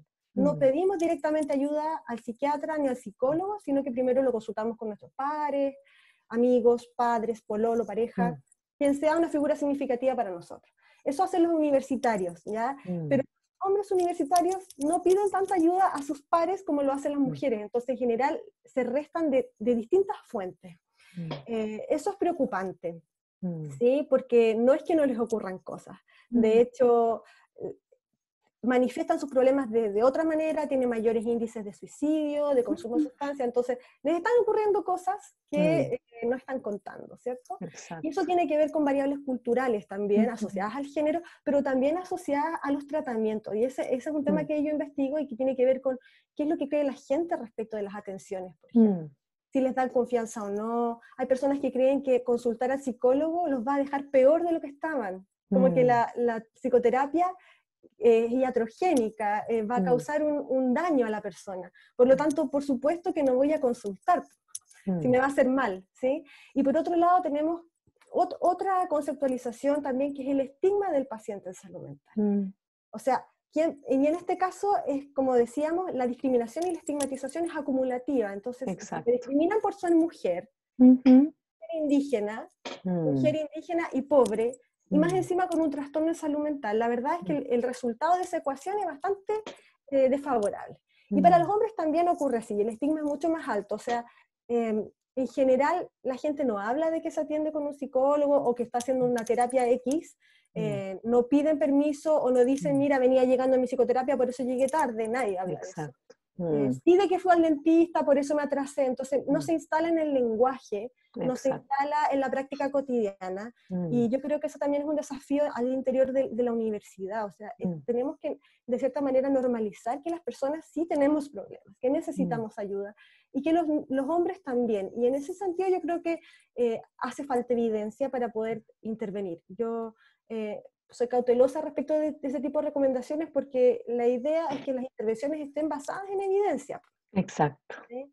Entonces estamos construyendo el camino para poder ir viendo qué pasa con nuestros jóvenes universitarios, hombres y mujeres, en este caso en esta diferenciación muy, muy gruesa, ¿sí? Pero que la literatura no, sobre todo a nivel local, no hay mucho. Y hay muchos cambios culturales que hacer primero, porque las personas podrían llegar incluso a pensar de que quien va a una atención o quien busca ayuda es quien tiene un trastorno, y esa correlación no es así, o sea, mucha gente tiene trastornos y no busca ayuda, y mucha gente busca ayuda y no necesariamente lo hace porque tiene un trastorno a la base.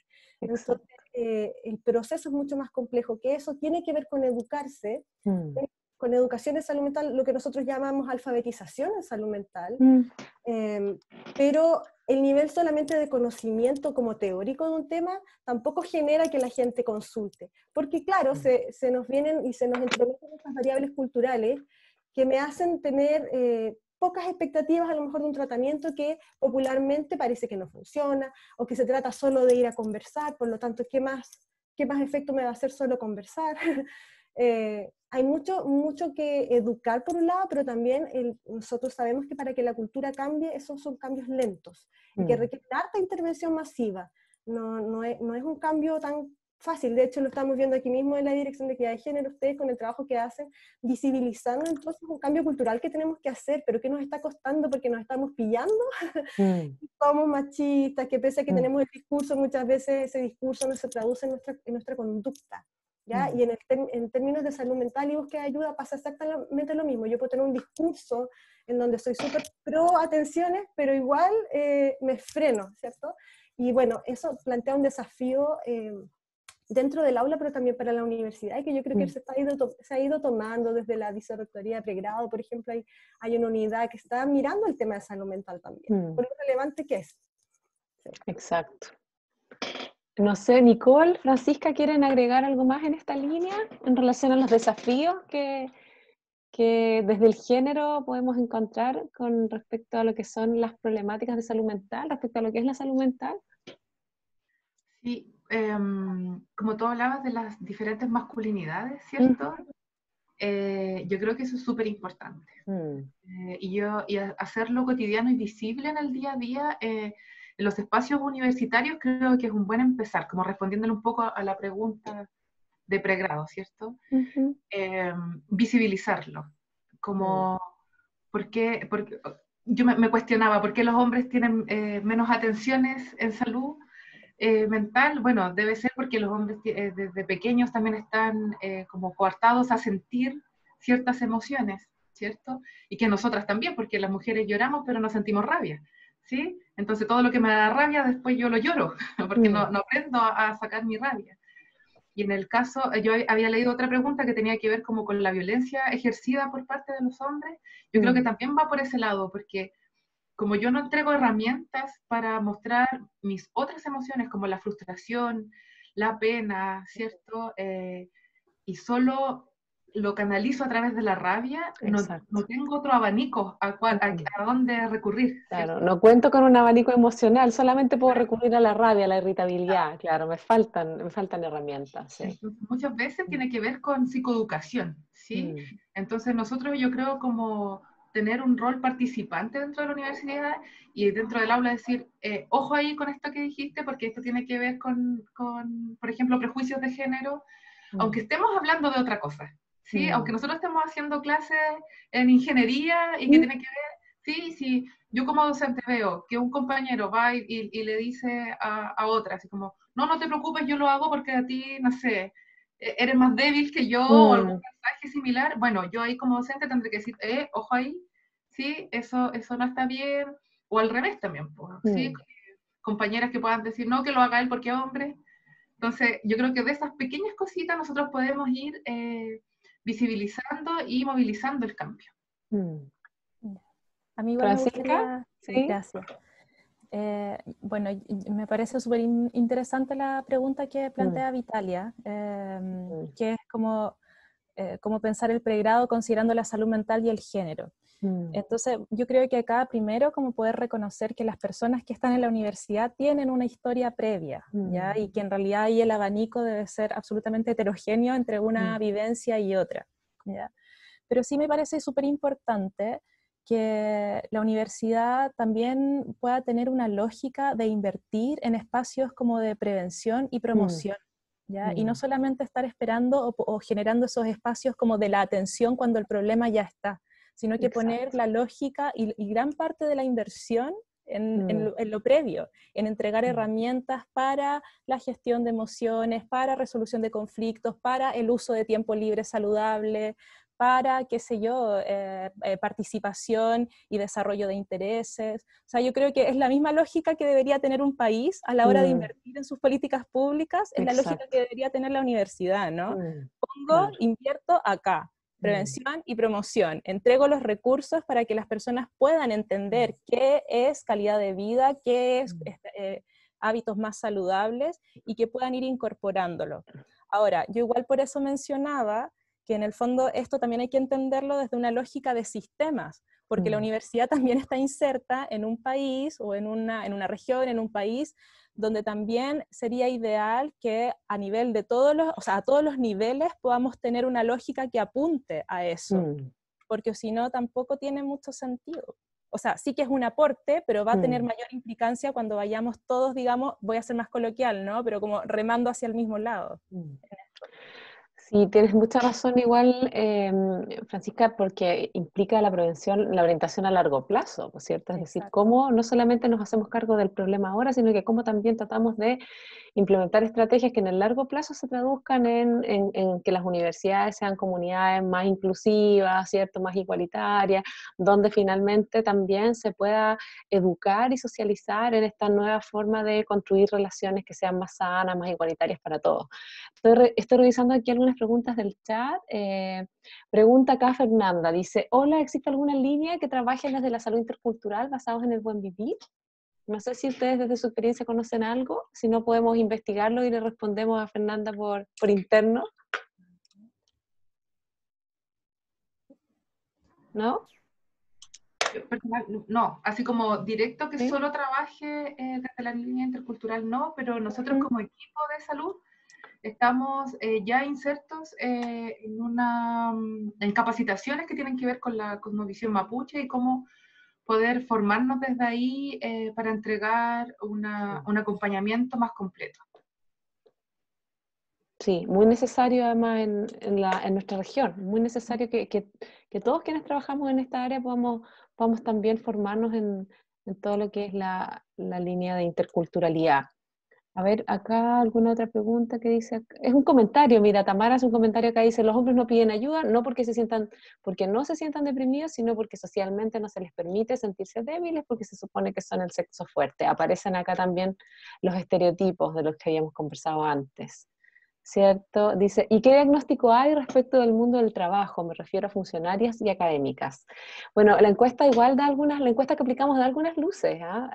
Pero claro, también ocurre que la encuesta fue mucho más respondida por estudiantes que por funcionarios. Yo creo que es un tema en el que hay que seguir trabajando y seguir indagando precisamente ahí qué es lo que pasa en relación a funcionarios académicos respecto precisamente a esta sobrecarga de lo que hablábamos recién, que al principio, como bien mencionábamos, era algo transitorio, ¿cierto? Entonces, en cierta forma pusimos toda nuestra energía ahí porque esto era algo transitorio, iba a ocurrir, pero en cierta forma, como se ha ido alargando, ahora tenemos que adaptarnos a este nuevo contexto y eso implica también desplegar una serie de estrategias y creo que igual es importante focalizarnos en no solamente los estudiantes, sino que también en los funcionarios, funcionarias y académicas. A ver, alguna otra pregunta acá, dice aquí,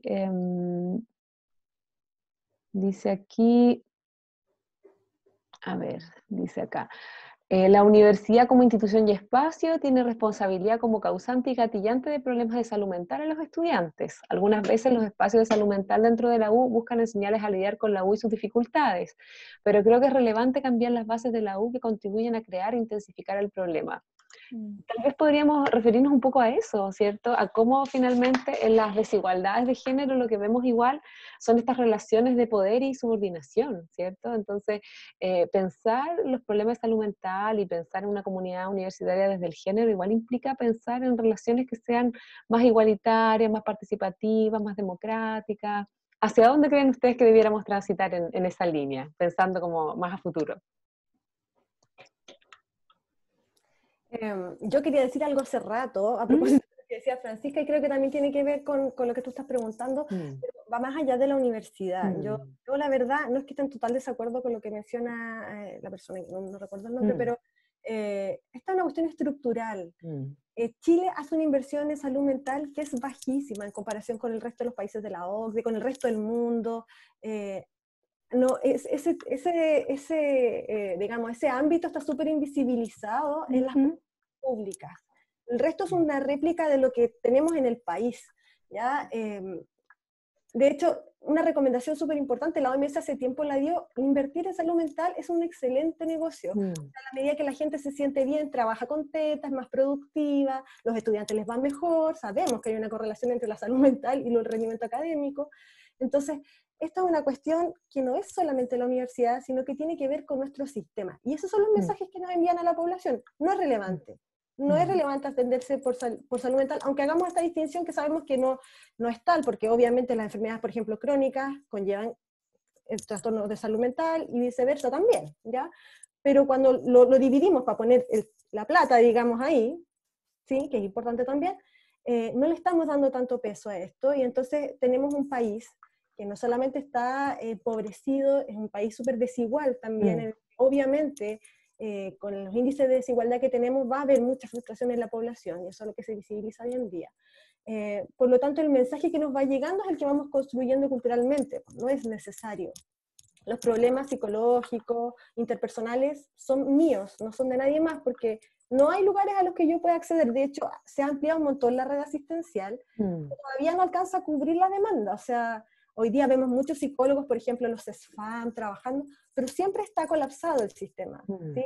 Porque, claro, como hay cuestiones estructurales también que van explicando el problema, no todo se soluciona con psicoterapia, y en eso también yo me gustaría poner el acento. Hoy día los problemas que hay no siempre se van a solucionar con una llamada telefónica, aun cuando lo considero fantástico porque es necesario. Hay problemas peores que están ocurriendo, o sea, nuestros estudiantes son parte de una realidad, un porcentaje de ellos, un gran porcentaje, en donde las necesidades básicas todavía no están cubiertas, entonces ni siquiera pensemos en que vaya a tener internet para, o los minutos para llamar a un teléfono de ayuda. Entonces, en la escala de necesidades, si uno lo pudiera poner, todavía estamos al debe con cuestiones tan básicas, que por supuesto que a la salud mental se la está chuteando, y no es una justificación, es parte del problema, es como cómo se va encadenando este problema.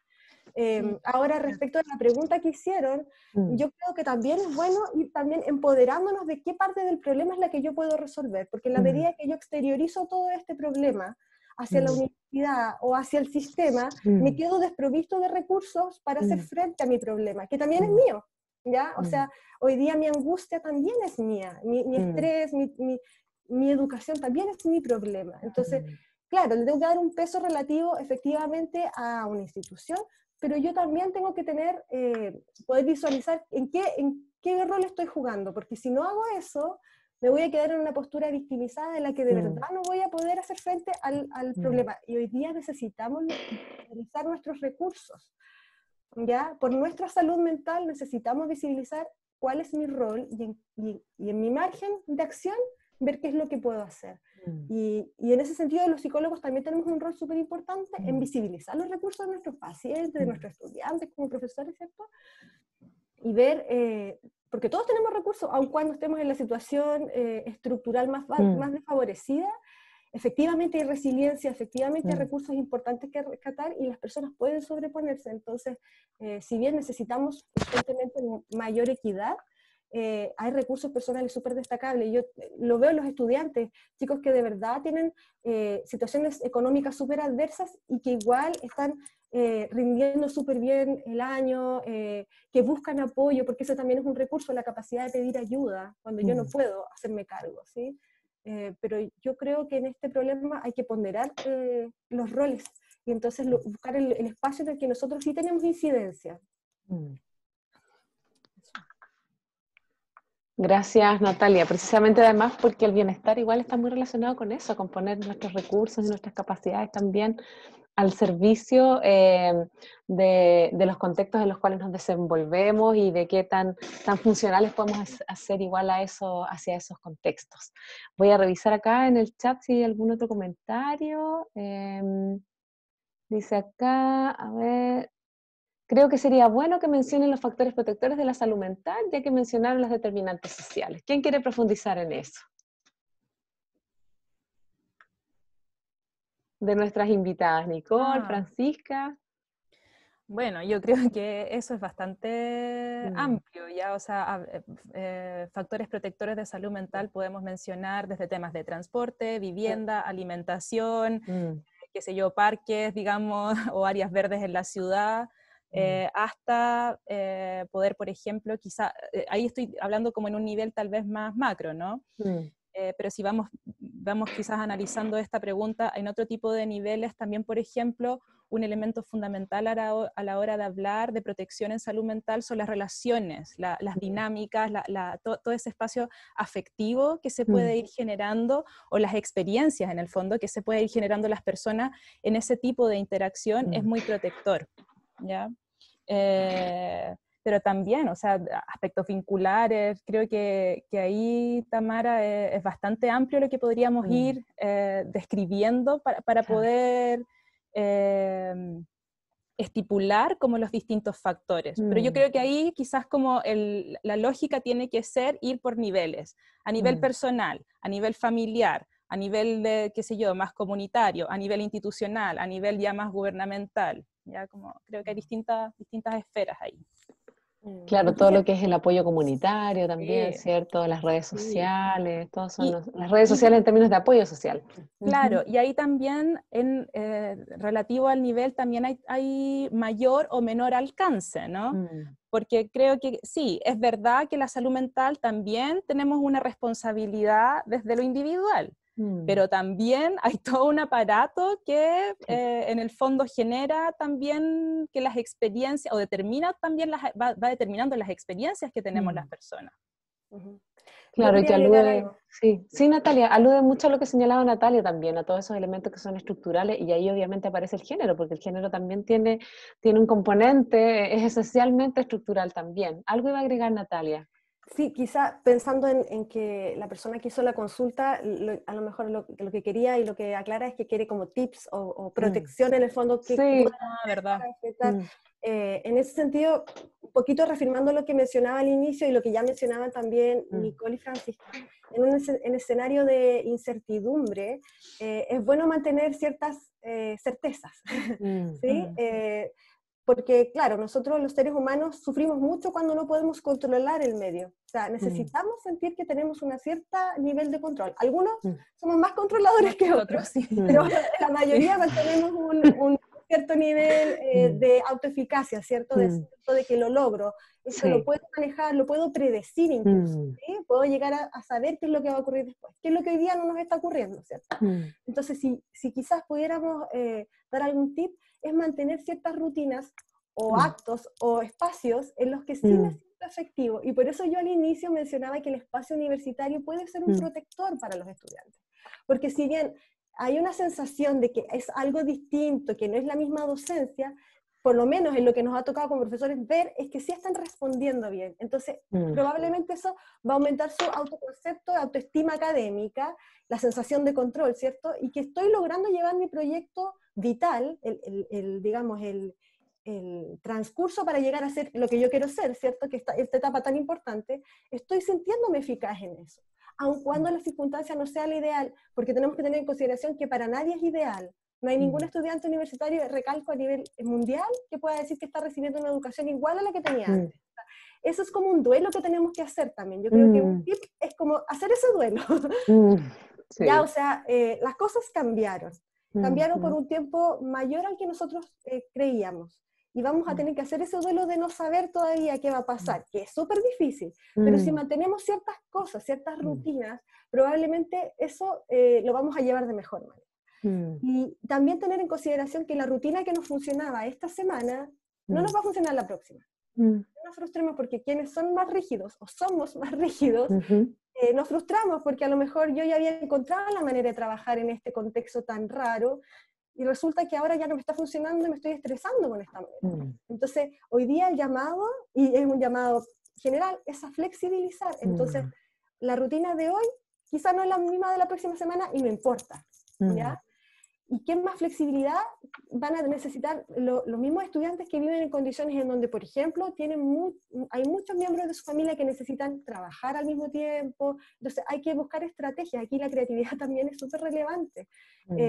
Y en ese sentido, si hay una recomendación que podemos hacer a lo mejor en términos de la relación profesor-estudiante, es la comunicación, porque no tenemos manera de enterarnos si no es que los mismos estudiantes nos digan, profe, ¿sabe qué? Esta es la estrategia que está funcionando mejor. Todos estamos aprendiendo con esto, ¿sí? Entonces, ese es un tip.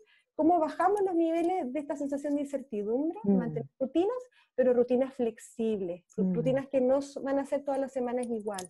Y hacer ciertas diferenciaciones del día, espacios del tiempo distintos.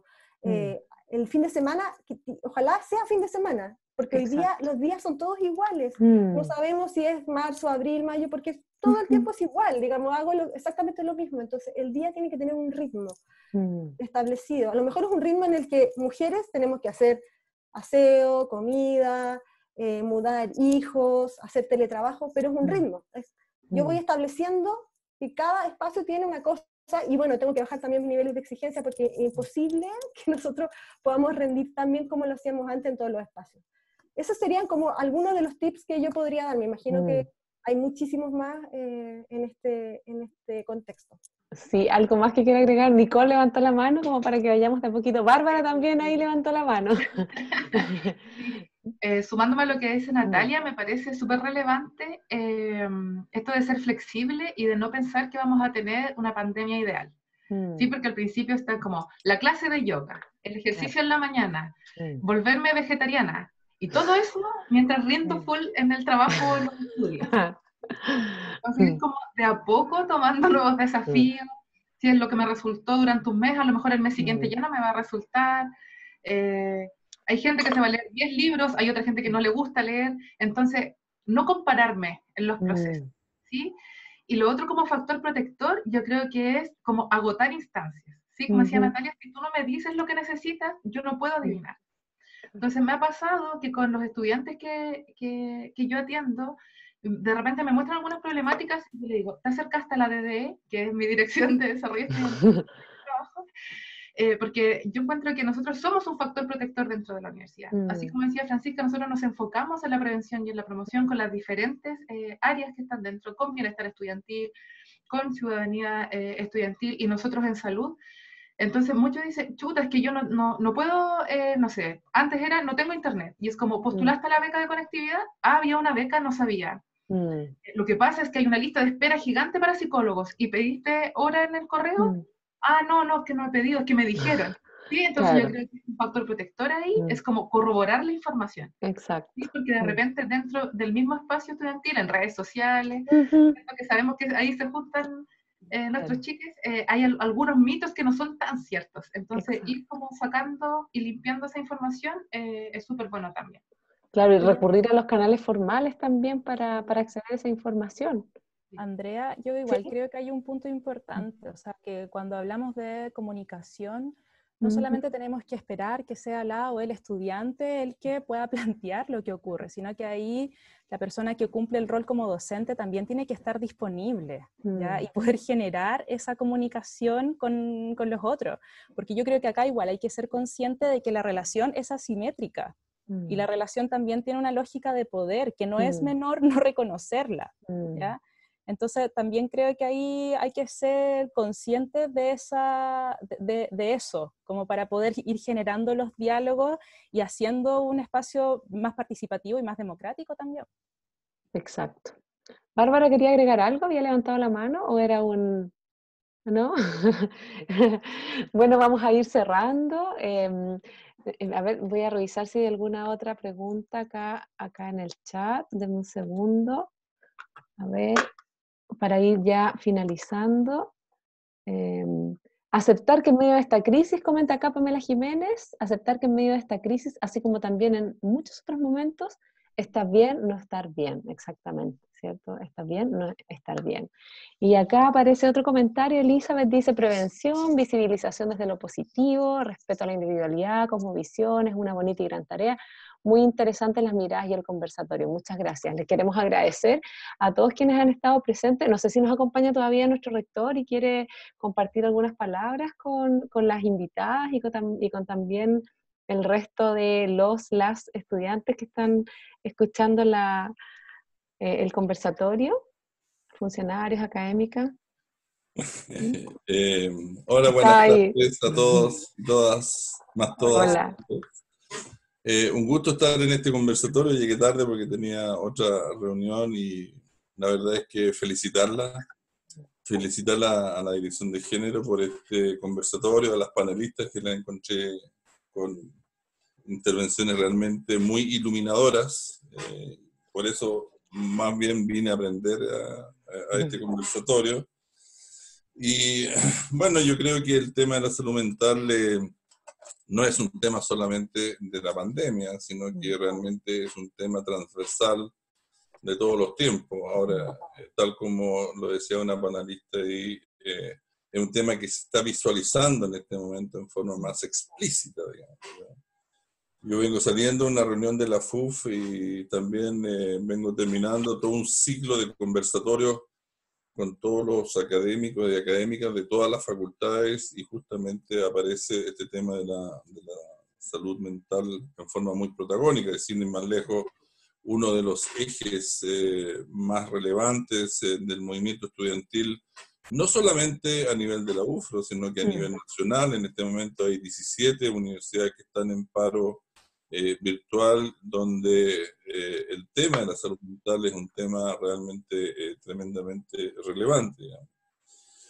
Ahora, claro, la UFRO, y aquí hay una psicóloga, digamos, que representa también a la DDE, hay una serie de herramientas concretas, digamos, que se están implementando, o ya se habían implementado, pero están siendo cada vez más protagónicas, como lo que está haciendo, digamos, la Dirección de Desarrollo Estudiantil, lo que hace la clínica psicológica, lo que está haciendo la Vicerrectoría de Pregrado, pero yo creo que ese tema va a haber que como que mejorarlo, digamos, para tener un paraguas, es decir, para que todas estas instancias conversen entre sí y tener una mirada más holística del tema de la salud mental.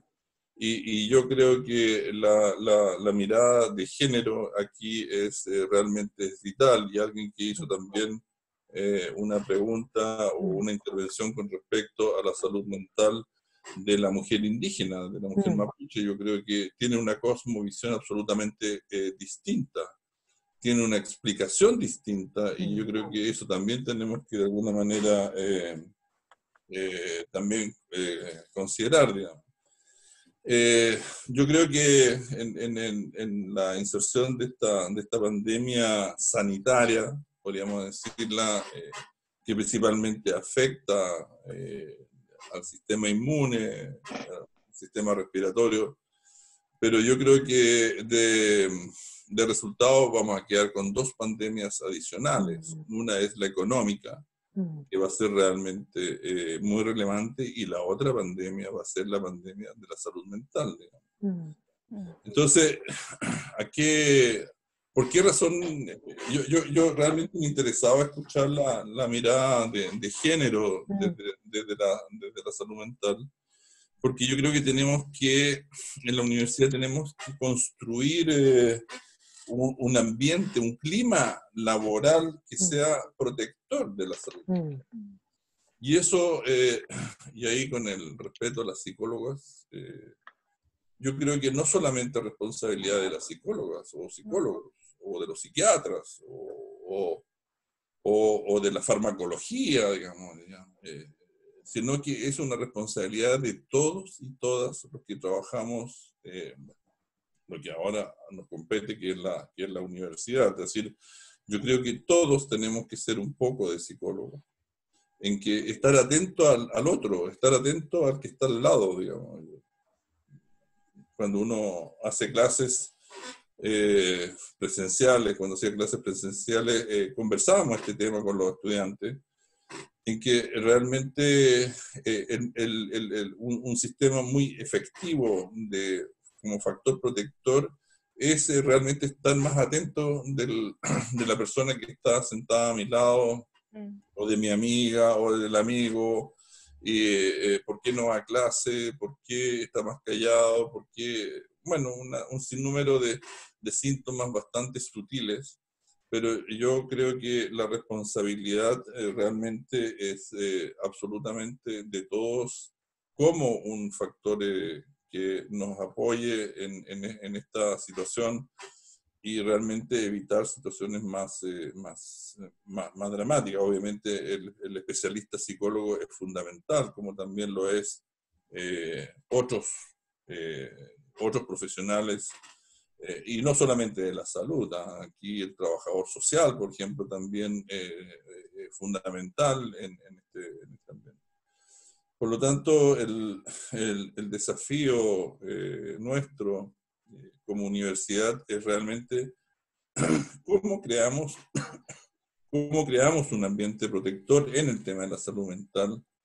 Y aquí va un dardo directo a Bárbara, en que tiene un desafío tremendo desde su dirección y todo el ambiente femenino de la universidad, que es la política de género, en que realmente el tema de la salud mental tiene que estar inserto en las directrices que la universidad pretende darse como una política de género. Por lo tanto, yo creo que este tipo de diálogos en que uno aprende muchísimo son fundamentales, y las invito, digamos, a continuar con este tema, porque realmente lo que se nos viene es realmente relevante. Un tema, ya quizás me estoy alargando, pero ya me apasioné con este tema. Yo soy pediatra. No se olviden de los niños. Los niños también sufren temas de salud mental un lactante, digamos, de 2 años, su forma de expresar su desencanto con su entorno, digamos, cuando los papás lo único que hablan, por ejemplo, es el tema de la pandemia, por ejemplo, y realmente ellos, un lactante de 2 años, es capaz de darse cuenta en que algo mal anda. Y claro, le da una expresión llamada rabieta, digamos, y uno no entiende por qué está con rabieta. Y la rabieta es su expresión de su malestar en su salud mental. Y yo creo que en ese sentido, especialmente ahora en que estamos todos confinados en nuestros hogares, ¿no es cierto? Muchos de ustedes tienen hijos pequeños o mayores, digamos, hay que estar atento. Un niño de 5 años puede tener una depresión y pueden ser situaciones bastante severas, digamos. Por lo tanto, el rol que está jugando, y por eso me interesaba participar aquí en este conversatorio, el rol que juega la mujer hoy día en lo que significa el trabajo virtual, lo que significa el trabajo remoto, o más llamado teletrabajo, digamos, realmente es doble o triple de la pega que tiene el hombre, ¿ya? Porque realmente es la que tiene que llevar la contención de la familia prácticamente, así, asume la contención de la familia. Y en ese sentido, evidentemente que las herramientas que deben asumir ustedes es realmente relevante y es una situación en que también ustedes mismas tienen que tener sus factores protectores y buscar sus apoyos en su entorno, digamos. Pero realmente el rol que le está tocando jugar a ustedes en esta pandemia es un rol realmente gravitante para que esta situación no sea aún más caótica. Así que, en el fondo, yo creo que como universidad, yo insisto en que tenemos que trabajar todos y todas en un ambiente, en un clima laboral que sea realmente, sea un factor protector en todo lo que significa la salud mental de toda la comunidad. ¿Para qué decir, digamos, el tema de, digamos, de los estudiantes, digamos, de los funcionarios, de las funcionarias y también de los académicos? Felicitarlas por este conversatorio. Realmente yo he aprendido mucho, hubiese estado desde el principio, pero no tuve el tiempo suficiente. Y bueno, agradecer a la Dirección de Género por la organización y por las brillantes panelistas que nos han entregado sus conocimientos, su sabiduría y en pro de que esta situación la podamos soportar en la mejor forma posible. Así que muchas gracias. Muchas gracias, rector. Agradezco también a Natalia nuevamente, a Nicole y a Francisca por habernos acompañado en esta instancia. Recojo también las palabras del rector en términos de que efectivamente esto es algo en lo que tenemos que trabajar todos como comunidad universitaria, y los dejamos invitados para nuestro próximo conversatorio, aproximadamente en 15 días más. Todavía no hemos definido la fecha, pero tenemos un ciclo de conversatorio organizado tanto por la Dirección de Equidad de Género como por la Mesa Triestamental de Colaboración de Equidad de Género, así que los vamos a estar difundiendo en redes sociales para que participen próximamente y nos sigan acompañando. Muchas gracias, gracias a todos y nos vemos en una próxima oportunidad. Gracias. Chao.